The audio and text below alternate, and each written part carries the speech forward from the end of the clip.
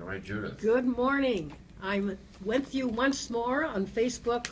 Water is sacred, Ottawa, Outaouais. I am blessed with deep gratitude to be living in one of the most important watersheds on Mother Planet Earth, in the sacred heart of Canadian democracy. And we're going to be sharing today with a beautiful soul that's got a lot of studying and research done, who's a student with Queen's University. And he's going to be sharing with us today an update on Victoria Island, which for many of us that live in the Ottawa-Gatineau region are very conscious of being very sacred space to the original peoples of the Anishinaabe nations from sea to sea. So the picture you just saw shows the languages of our ancient peoples and how all of them are in this country from north to south and east to west. And at one point used to meet in this sacred place and smoke the peace pipe and segregate themselves from violence and war, and give gratitude to the Chaudière Falls and offering tobacco. And Champlain witnessed this when he first arrived.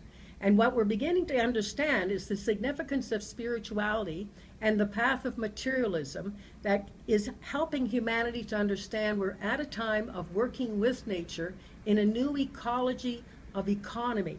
And the late grandfather William Kamada was helping his people to rise up and find their voices, to help us as Western descendants of ancestors that came here and were welcomed by these people to understand we all have Indigenous hearts, that nature is the greatest healer, nature gives us mental clarity, and today in conversation, we see that light is what expands consciousness. So I welcome you today, and I'd like to introduce you to the world on why students of your age are so important to grandmothers, like Grandmother Christine, who is in the circle today, a Métis grandmother, and why the students of today are helping us to connect to not just technology, but to the wisdom of education and research and facts that help us to move forward as a nation where I believe we can do better as one universal humanity. So thank you so much for coming today, and I'll have you introduce yourself and help us see why it's so important what you've seen in the last few years.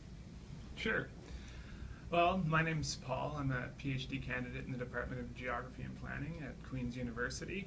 So the work that I'm doing is a case study of the events that are happening at Akikojuan. And so,